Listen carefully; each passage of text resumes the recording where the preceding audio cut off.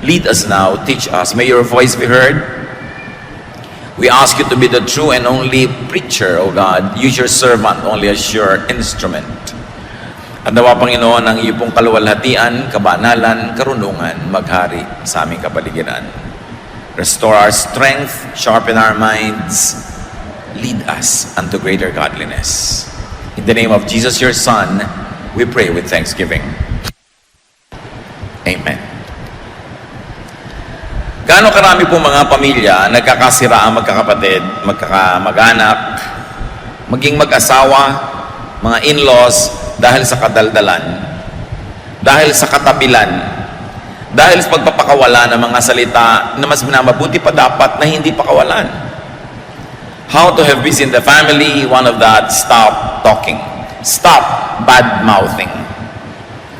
Dapat na tayong tumigil sa pagsasalita ng nakakasakit, hindi maganda, laban sa ating kapwa.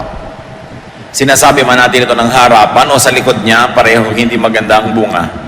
Proverbs 11:12, a man who lacks judgment derides his neighbor, but a man of understanding holds his tongue. Tunay nga, ang tao daw na walang bait sa sarili ay nanglalait, nangiinsulto, nananakit ng kanyang kapwa. Pero ang matalinong tao ay pinipigil magsalita.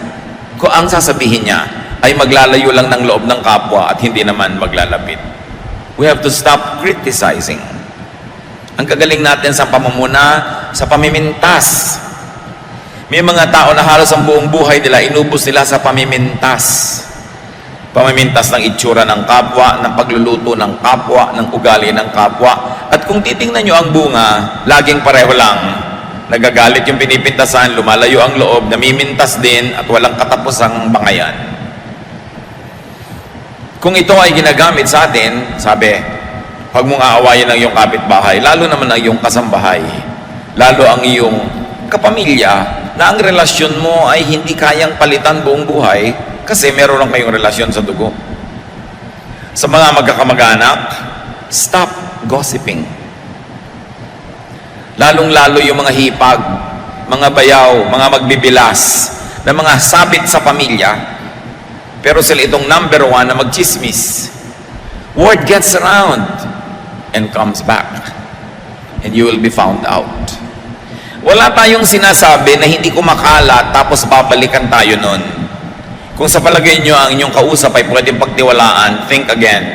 Lahat ng binibitawan nating salita nakakarating dun sa taong pinag-uusapan. Ang nagiging bunga, nagtatampo, nagagalit, gaganti, magsasalita din laban sa'yo, makakarating ngayon sa'yo, magsasalita ka uli ng pabalik-balik at hindi ba na kayo napapagod sa walang katapusang pagtutunggali. Relationships will sour. People will become distant. Those that are supposed to be kind become unkind. Those are supposed to help don't help. And this is not the kind of life we want. Proverbs 20:19, a gossip betrays a confidence. Yan daw mga sit-sit, mga chismosa, pinagtataksilan yan ang nagsasalita, ang nagtatapat o ang nagtitiwala.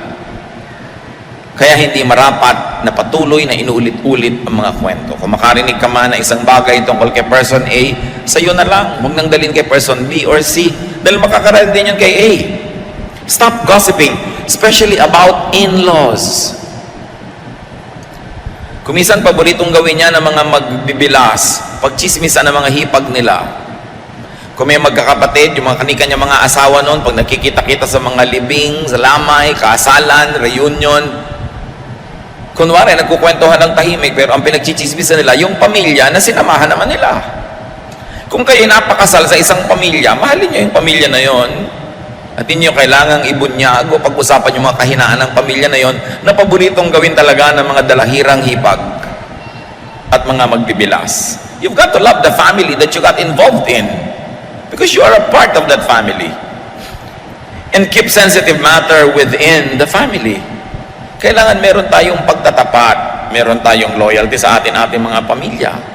At nang sa ganon, magkaroon man ng problema, the family is united. One of the most difficult things in life is that when there is division within the family itself.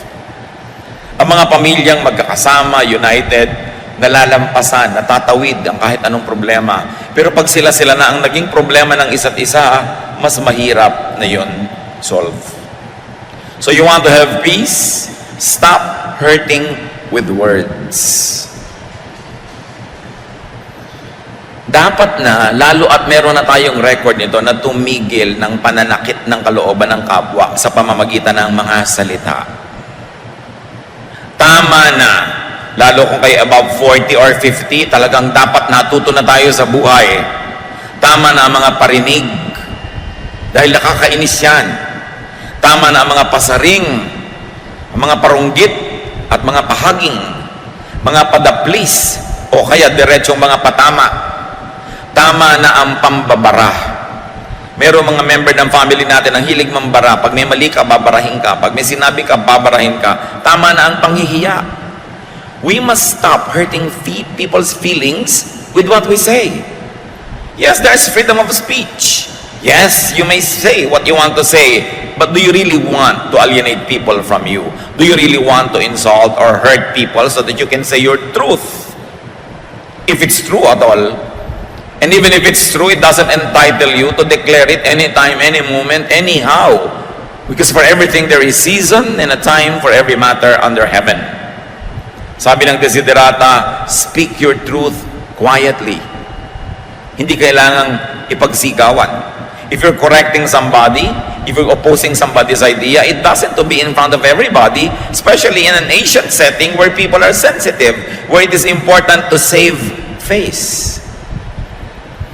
Proverbs 12:18, reckless words pierce like a sword, but the tongue of the wise brings healing.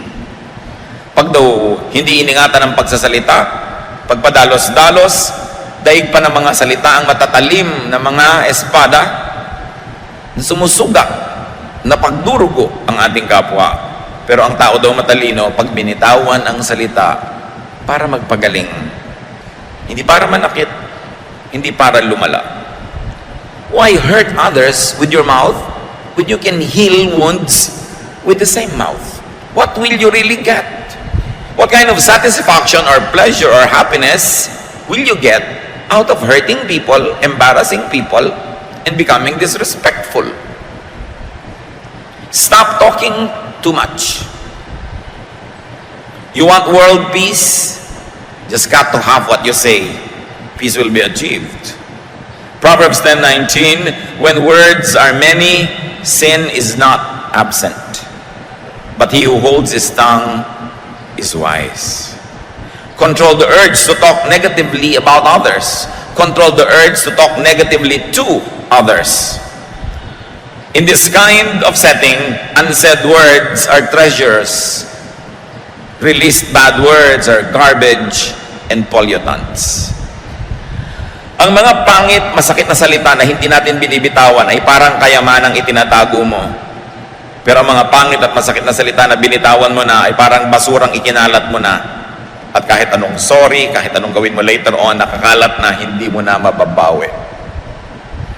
Isang senyales ng kamangmangan ng foolishness, yung pagsasalita ng hindi iniingatan.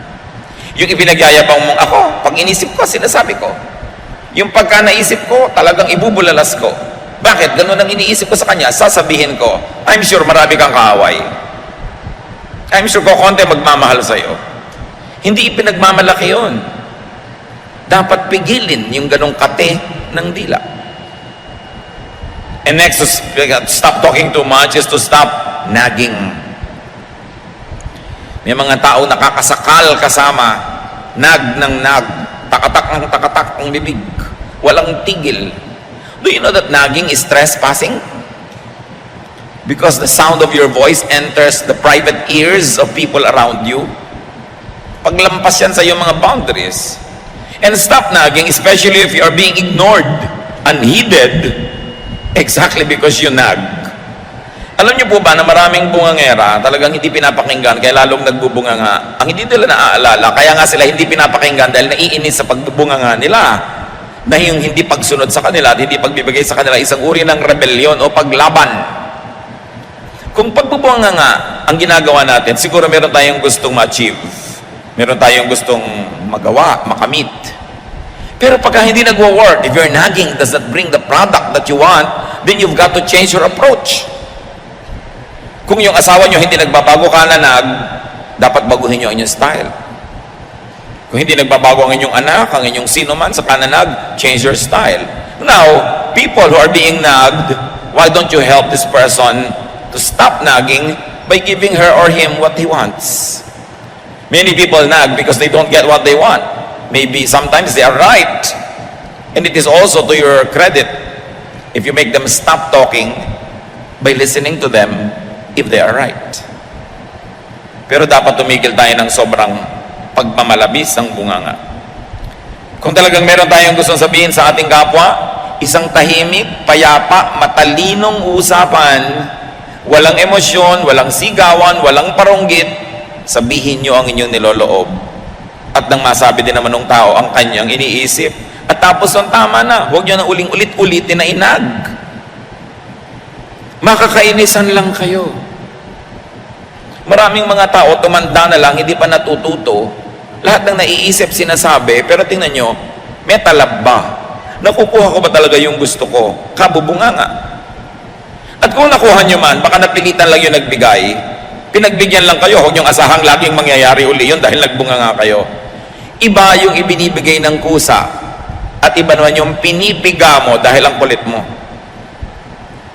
Masarap yung may okasyon, hindi ka naman humihingi ng regalo, niregaluhan nga kusa. Kesa sita ka ng sita, bakit ako di man niregaluhan? Eh hindi ka na nga niregaluhan, dapat makahalata ka. Dahil kung gusto ka na magregaluhan, mahirap pa magkusa. So kung paulit-ulit ka, lalo lang maiinis yung tinatanong mo, bakit tungkulin ba niya, niregaluhan ka? Nasa batas ba yun na dapat niyang gawin? Minsan marami tayong demands. Bakit ako hindi mo dinadalaw? Bakit ako hindi mo nginingitian? Bakit pagka ako ang kasama mo, tahimik ka lang? Ang tanongin natin sa sarili natin, ba't masaya siya pagkasama niyo yung iba, tapos pagkasama kayo, wala siyang gana? Ba't siya mabait sa iba, sa inyo hindi? Kasi kung mabait na siya sa iba, ibig sabihin, marunong naman siya maging mabait. So kung hindi siya mabait sa inyo, sinasadya niya. Kasi marunong naman pala siya maging mabait sa iba. So deserve before you desire. Baka manahimik kayo, mas maging effective pa. Kasi alam nyo, mayroong konting tao na tinatabla ng bunganga, konti lang yon. Mas marami, naiinis sila doon at lalo ka lang sasadistahin. Lalo ka lang bibiguin, hindi ka bibigyan ng tagumpay. Many people are offended by too much talk, so that they will frustrate you. They will never give you what you want because they rebel against your mouth. So be wise. Don't just talk, but achieve results. And most of the time, gentleness, quietness, kindness will go far, very far, much farther than a speech. Isa pa pong dapat nating matutunan, lalo tayong mga Pilipino, stop asking too much. Stop asking too many questions. Yes, parents and family members are stakeholders in people's lives, and up to a point, they are entitled to ask questions. But some pieces of information are better off volunteered rather than coerced from people. May mga bagay-bagay, mga ideya at impormasyon na mas masarap, mas matamis kung kusang ipinaalam. Kesa piniga nyo ng piniga yung tao para lang malaman nyo yung gusto nyong malaman. Maraming kanya mga nanay. Anong binili mo? Kung ano-ano po. Ano nga? Ganito po. Magkano? Ba't ka bumili noon? Etc. etc. You know, up to a point that might be done, especially kung ang kausap nyo bata, formative years. Pero pag may edad na, matuto tayong maggalang kahit ang sarili natin mga anak. We should give them privacy. Hindi tayo tanong ng tanong, saan ka galing? Yung mga iba, kung tinatanong lang tayo para mailayo tayo sa panganib, mabuti, okay lang. Pero iba talaga maurirat lang. Malaman lang nila. At itong nakakainis sa mga kamag-anak, may dalawang nag-uusap sa isang sulok. Lalapit yung pangatlo, anong pinag-uusapan nyo? Hindi mo pa nakahalata na lumalayo na nga sa'yo, tapos magtatanong ka pa. Pagka meron kang niyaya doon sa malayo, kinausap mo, paglayo mo, tatanungin niya, anong sabi sa'yo? Mga kapatid, tandaan nyo to, pag hindi sinabi sa inyo ng kusa, huwag nyong itanong. Galang lang yon. Sakit yan ng mga mangmang yung nagtatanong nang hindi naman ibinibigay sa kanila yung sagot. At kung nakakahalata kayong ayaw kayong sagutin, tumigil kayo ng katatanong. Wala kayong karapatan na pasukin ang kaloob-looban ng utak ng inyong kapwa. Kahit pa nga inyong asawa, kahit pa inyong anak, kahit pa inyong magulang, lalong-lalo kung di nyo naman talaga kaano-ano. Dahil kung gustong sabihin sa inyo ng tao ang isang bagay, hindi mahirap na kusain niya na sabihin. So maaaring hindi sinasabi dahil talagang sadya niya na ayaw ipaalam sa inyo. At mga kapatid, kung may araw ipaalam sa inyo, huwag nyo nang alamin. May dalawa kayong pinsan na namasyal, hindi kayo kasama. Bakit nyo pa aalamin? Para sumama loob nyo? Tapos para magtanong kayo, ba't hindi nyo ako isinama? Exactly, kaya ka naman hindi sinasama kasi nagtatanong ka ako, ba't hindi ka kasama? It doesn't work. Stop disrespecting people's privacy. Kahit ka nanay, kahit ka tatay, may hangganan. May paggalang ka dapat sa iyong kapwa. Huwag mag-urirat. At huwag laging sumabat sa usapan ng may usapan. Pagka mayroong tao nagte-text, huwag niyong silipin kung ano ang itinetext. At sa bahay niyo, kung may telepono, may tatawag, kinakausap yung isang tao, sikapin niyong lumayo para hindi niyo marinig. Hindi yung lalo pa kayong lumalapit, kunwari doon kayo naglalagay ng mga bulaklak, nagtatanggal ng mga alikabok, para talaga marinig nyo. Ugali talaga yan ng mga mangmang. Kung meron tayong paggalang sa sarili at sa ating kapwa, pag may nag-uusap at naririnig mo at hindi ka kasama sa usapan, gumagawa ka ng paraang lumayo para di mo marinig. Respeto ang tawag doon. Importante. Pag may nakita ka nakikipag-usap, lumayo na, paglapit sa'yo mo, bakit? Sino yung kausap mo? Hintayin namang ikwento sa'yo kasi pag hindi ikinwento, hindi yung para sa'yo. Proverbs 20:19, avoid a man who talks too much. And if you're going to avoid somebody who talks too much, all the more that you avoid somebody who asks too much.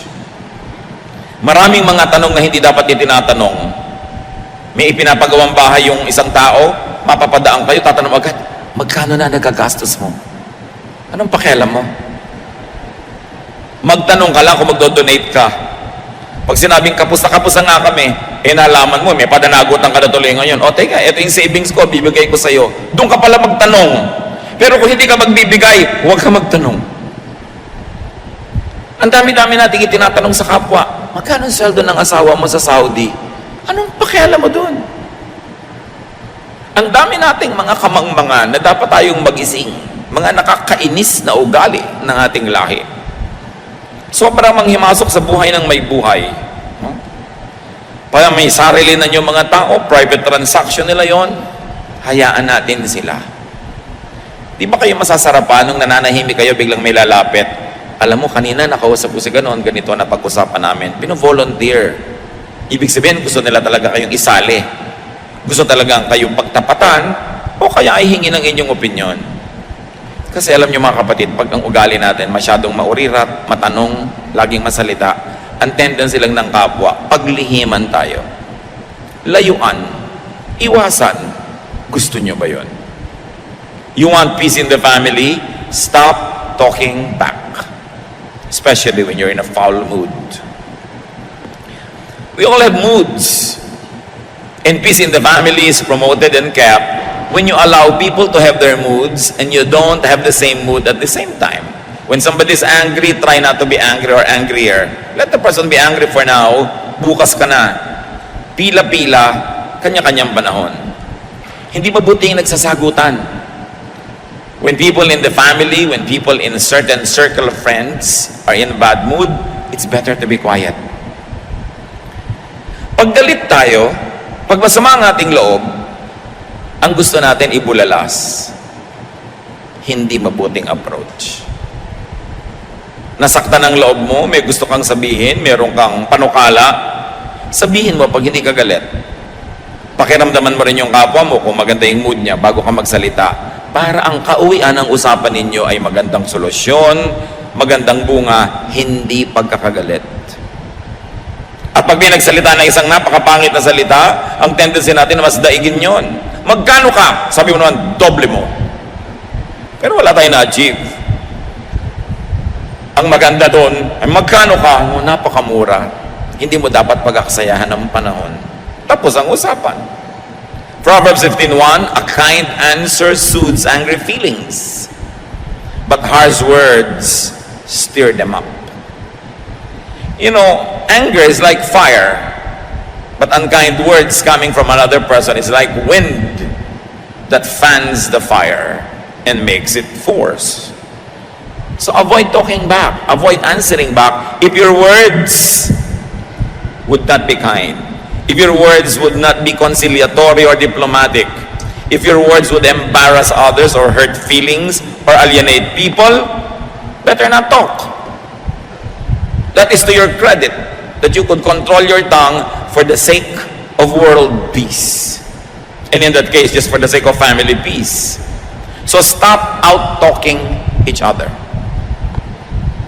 May ipinenta sa'yo ang iyong kapwa. So thank you for telling me. I'll try to study it. Perhaps I will improve. But if somebody criticizes you and you answer with an even harsher criticism, you know where it will lead to. So speak your truth quietly and in the correct time. Sa pamilya, mga kapatid, isa pa para tayo matahimik, stop talking down. Tama na yung pagsasalita na para kayo amo, para kayong poon, para kayong Diyos. Kahit kayo tatay, kahit kayo husband, kahit kayo nanay, kahit kayo wife, kahit kayo ate o kuya, dumadating ang panahon, nagkakatabla-tabla na lang ang edad ng mga tao. Kasi pareho na lang sila ng alam, pareho ng mga karanasan. So yung mga dating pinopo ng mga ate, kuya, tatay, nanay, dumarating yung point na parang nagiging matalik mong kaibigan kesa sa parang mga sobrang mga superior. Hindi dapat nawawala ang galang sa magulang, sa mga nakakatandang kapatid, lalo't naging mabuting mga ate at kuya sila. Pero yung mga nakakatanda na mismo at matataas ang ranggo ang nagkukusang bumaba sa kanilang mga dambana at mga altar para maging mas maganda ang samahan. Well, it is true that the gap between parents and children, between elder brothers and younger brothers will narrow down in time. It is important to continue to be respectful to your elders, be they your brother or be your sister or be your parents. How can you be wrong when you're polite? How can you be wrong when you're diplomatic? Philippians 2:3, don't be proud, but be humble and consider others more important than yourselves. Merong mga tao na sakal na dahil sa sobrang superiority ng ilang members ng family nila. Mga tiya na nung bata ka, kinokontrol ka, dinidiktahan ka. Ngayon 30 ka na, 40, dinidiktahan ka pa rin ng tiya mo. At kung nag-60 ka na, siya nabuhay pa ng 80, didiktahan ka pa rin. Dapat natitigil yan. Dumadating ang panahon, nagkakatabla-tabla. Hindi ka man agree, hindi ka man sang-ayon sa pamumuhay ng nakakabata sa'yo. Pag sila'y nasa edad na, hayaan mo sila. Kung hihingi nila ang iyong payo, salamat. Kung hindi, at lagi mong ibinibigay nang hindi naman inihingi, lalayuan ka lang. Ang mangyayari ngayon, tatanda ka ng tatanda, ni walang dumadalaw sa'yo, kasi bad ang record mo sa mga pamangkin mo. Bad ang record mo sa mga bata. Do you want that? Napakarami ng mga nauna sa atin na dapat ay kapulutan natin ng aral. Dapat iba-ibahin natin ang ating style. Stop the superior stance. Age and rank levels off, even between parent and child. But parents will always be parents and should be honored as parents. Remember, ang nagbo-volunteer na bumaba, yung nakakataas, pero yung nakakabata, yung mas nasa baba, huwag kayong mga hasasampahin yung mga nasa taas at pakialaman sila at lampasan pa sila. Hayaan nyo, if they volunteer, they want to be more friendly, they want to be more accessible, but it's not for you to scale their Olympus. Ang lahat dapat lumagay sa lugar. God is God of order, and every place, every person, everything in creation has its proper place and proper time. Do not cross boundaries that you shouldn't. Even cacti live in the desert. Deserts, flowers like orchids live in shades. Bougainvilleas live under the sun. We all have our places in the scheme of things. And it's important to know where you should stand.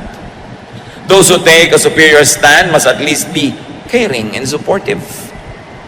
And must be good providers. Tandaan nyo mga kapatid, sa pamilya, nagpopoon-poonan ka, nagbo-boss-bossing ka, kung good provider ka. Ngayon, kung good provider ka na, hindi ka pa nagpopoon-poonan, better. Pero napakasama naman nung hindi ka nga nagpo-provide, wala ka namang naitutulong, tapos kala mo ka kung sino dyan. Lalong wala yun sa lugar. Ang pinakamasarap, yung may itutulong ka na, ang bait-bait mo na, pero hindi ka pa nagkukung sino. Maganda yun. Pero yung akala mo kung sino, wala namang naiaabot, wala namang naitutulong, bunganga ng bunganga, wala namang binibigay, sobrang mali. At maraming ganong kamag-anak. Kala mo kung sinong alam nila ang lahat, kala mo kay Rurunong, si sermon na nila mga kamag-anak nila. Hindi naman nila tinutulungan. Earn your right to be heard. It's not a birthright to impose your mouth on other people's ears. You earn it. You earn it with your intelligence, with your wisdom, with your kindness, with your charities.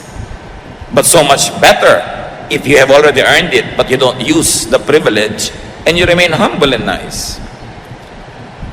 So kung kayo nagpapakabathala sa inyong pamilya, tandaan nyo, ang pinagmula ng bathala ay bahala. So sige, bathala ka sa pamilya, pero ikaw ang bahala sa gastos. Ikaw ang bahala sa mga bayarin. Bahala ka sa mga kung ano-ano mga pangangailangan. Ibig sabihin kasi ng bathala, bahala, responsible. Meron naman mga member ng family, wala man lang naiaambag pambayad ng kuryente o tubig. Akala mo pa kung sino mga poon. Lalagay ka dapat sa lugar. And especially in the family where relationships are permanent, stop the disrespectful language. More than anything, we remember being hurt by words. Human memory remembers pains, but very especially pains inflicted by the tongue of other people. So you don't want to be remembered negatively. You will pass this way only once. Why make enemies when you can make friends? And in the family, stop the shouting. Mga mag-asawa, kung nagsisigawan kayo, tumigil kayo. The meaning of a word will not change whether you said it softly or loudly, but emotions get affected when you shout. So why don't you just speak your truth quietly? You will achieve better results by not shouting. Shouting is primitive. May nasalubong kayong cobra, sigawan nyo na ubod lakas, baka sakali masindak nyo at umalis. Minasalubong kayong gorilya, sigawan nyo. Minasalubong kayong halimaw, sigawan nyo. Pero yung kausap nyo, asawa nyo, bakit nyo sisigawan? Kausap mo, anak mo, ba't mo kailangan sigawan? So kung galit na galit ka, mamaya ka nalang magsalita. When you're too emotionally affected, delay opening your mouth so you don't have to emphasize your meaning and help it with theatrics, with volume, with shouting. Because the tendency of the hearer is not to pay attention to your content, but to be affected and offended by your method. So mahalaga, huwag magsigawan. Mga mag-asawa, magkatabi ba kayo? Sabi nyo, sige, wala na tayong sigawan. Ha? Sinasabi nyo ba? Lalo yung pala sigaw? Pero yung mag-asawa, nagmamahalan kayo, may nagsisigawan kayo. Bakit? Di ba pag nagka-cancer ka, yung asawa mo na mag-aalaga sa'yo? Pagka yung atay mo, nasisira yung asawa mo magdo-donate o anak mo? Di ba pag naghihingalo ka, ang nakapaligid sa'yo, pamilya? Bakit mo sila sisigawan? Mali. Sinasabi nga ni Lord, love your enemy. Di lalo namang love your family. Enemy nga, pinapamahal eh. Family pa. Pag galit na talaga kayo, pumasok kayo sa kwarto, manalamin kayo, tsaka sigawan nyo yung sarili nyo. Mailabas nyo lang. Kasi hindi naman siguro kayo magdaramdam sa sarili nyo. Pero yung inilabas mo sa iba, pinagdaramdam nila yon. Huwag nyo sigawan, lalo mga bata. Natatakot, nasisira ang loob, nagtatampo. Hindi maganda ang bunga. Do not shout at your spouse. Do not shout at your children. And very especially, do not ever shout at your parents. Dapat, kung may sasabihin ka, sabihin mo ng banayad. Families, you want to have peace? Stop replaying old woes. Tigilan ang hukayin ng mga bangkay ng nakaraan. Yung mga dating sama ng loob, dito yung nakikita-kita na lang inuungkat. Mga bangkay na naaagnas na, hinuhukay pa sa libingan, pinaglalakad muli. Philippians 3:13, but one thing I do, forgetting what is behind and straining toward what is ahead. Sabi ni Paul, alam niyo kung meron akong ginagawa, nililimot ko na yung nakaraan. Tapos na eh. Bakit ko pagagalitin uli ang sarili ko? Bakit ko pagagalitin uli ang mga katabi ko at mga kausap? Ano ang uuwian nang sasabihin ko na pabalik-balikan kong galitin ang sarili ko? Malulugi lang ako, magagalit lang ang kapwa ko. We should be wise. Stop the blaming. Tama na ang tuusan. Tama na ang sumbatan. Lalo't na isumbat nyo na minsan.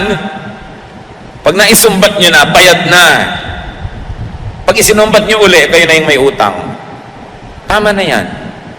Dapat tayong tablan ng salita ng Diyos. Hindi nadidinig sa kanang tenga, lumalabas sa kaliwa, at igigiit pa rin natin ang katigasan ng ating mga ulo. Baliwala ang lahat. We should move forward and stop provoking family members for showing their ugly side. Proverbs 15:1, a kind answer soothes angry feelings, but harsh words stir them up. Pag daw mabait, banayad, mapagpakumbaba ang ating sagot, galit man yung tao, huhupa rin ang galit. Ang goal natin, magkasundo, hindi mag-away. So bakit ka magsasalita nung magpapagulo lalo at hindi magbibigay ng kapayapaan? So in the family, stop arousing people to anger, to envy, to jealousy. Kaya marami magkakapatid nag-aaway, sulsul ng kani-kanya mga asawa, lalo tungkol sa manahan. Sabi, bakit ang kuya mo, namanan niya yung bahay, ikaw, bulok na jeep? Asawa magsasabi nun. Asawa, hindi ka kasama sa pagpupundar ng mga kayamanan ng magulang ng asawa mo. Huwag kang makialam sa hatian.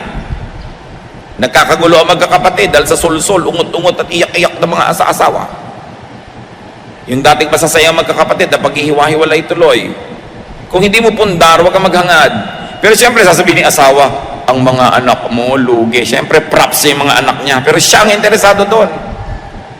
Kaya marami pong kumpanya na matatalino yung magkakapatid, para ang mga asawa sa pagraran ng kumpanya. This is the fastest way to destroy a company is to bring in all the in-laws.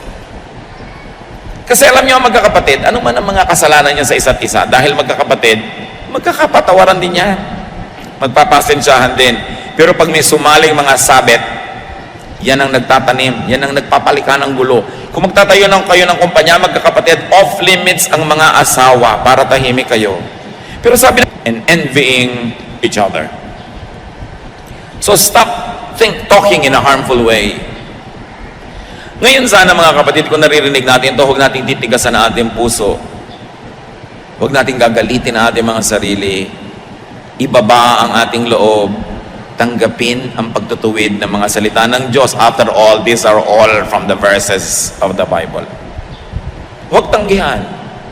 Buksan ang puso para mas sumarap ang buhay at mas maging kaiga-igaya tayo sa ating kapwa. So you don't only stop talking in a harmful way, but you help people stop talking negatively by inspiring them with your kindness, with your love, with your good manners. Inspire people to sanitize and beautify their language by sanitizing and beautifying your own. And do not tolerate harmful talk. When people come to you talking negatively about other members of the family, don't participate. Discourage it. Huwag makinig sa mga bulong-bulong. Maraming mga maghihipag, magbibilas, tumanda na lang, namatay na lang yung iba, magkakagalit pa. Gusto nyo yun? Dapat baguhin ang ating mga ugali. Psalm 1:1, God blesses those people who refuse evil advice and won't follow sinners or join in sneering at God. Pinagpapala ng Panginoon ang hindi nakikinig sa mga masasamang mga pananalita at sa mga salita ng makasalanan. Aming Diyos, turuan niyo po kami na i-apply ang mga salitang ito sa aming buhay. Forgive us, Father, if we have offended you and if we had done things that contradict the holiness of your words. Teach us to correct ourselves. Ituro mo sa amin, Panginoon, na baguhin ang aming pag-uugali, bata man kami o matanda, para ang nalalabi pang panahon ng aming buhay maging matiwasay, tahimik, payapa. Yung mga nasaktan namin at nagalit ay muling bumalik ang loob sa amin, lumapit ang kanilang loob. Dahil nakikita nilang kami nagbabago. Patuloy mo kaming baguhin ang aming mga buhay, Lord, baguhin ang inyong salita. At sa mga kapwa namin, sa aming mga kapatid na hindi ito ang problema dahil talagang mabanayad magsalita, mahinahon, masarap pakinggan ang mga sinasabi. Salamat. Salamat sa ganong ugali na siguradong nagbibigay ng kapayapaan at magagandang bunga sa buhay ng mayroong ganong pag-uugali. Ituro mo sa amin na maging ganon kami, O Diyos.